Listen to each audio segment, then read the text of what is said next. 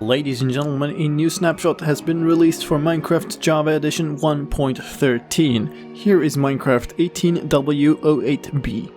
This is a snapshot for the update Aquatic and contains a whole bunch of ocean-related changes.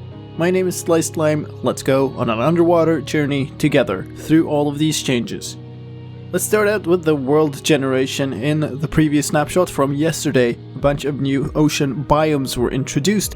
Some of these have now been changed. The warm and the lukewarm oceans now have sand bottoms, and the deep warm ocean biomes have been removed. Warm oceans can now only be shallow.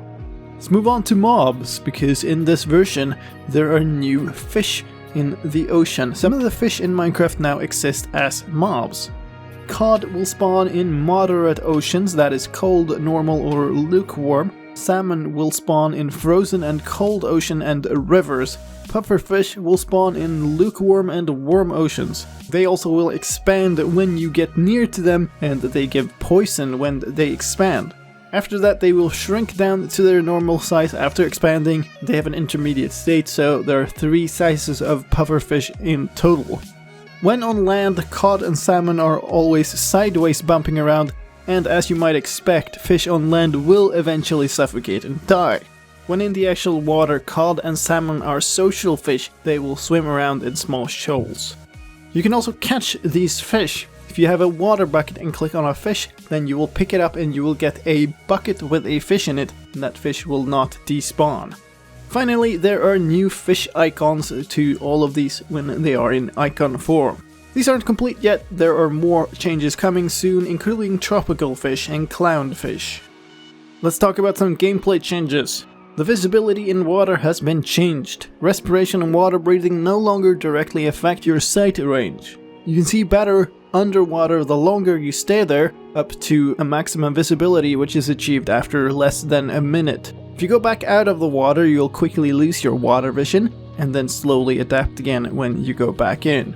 Dried kelp block, 3rd time's the charm. They now have a crafting recipe. 9 dried kelp can be crafted into a dried kelp block, and that can in turn be crafted back into 9 dried kelp. There are also a bunch of furnace related changes in this version. If you took an item out of the output slot of a furnace, then you would get granted the recipe for the item in the input slot. The experience reward would also depend on the item in the cooking slot rather than the one in the output slot, and those have been fixed in this version. Also, clicking into the first 7 inventory slots would cancel the smelting recipe preview from the recipe book, and that is also fixed. Finally, a couple of command changes in this version. Testing for a score of X or a minimum of X didn't work in an execute if score setting, and now those commands will successfully parse. Selectors also now tab complete the negated arguments first, so if you're typing something with /kill, you might want to be careful about that.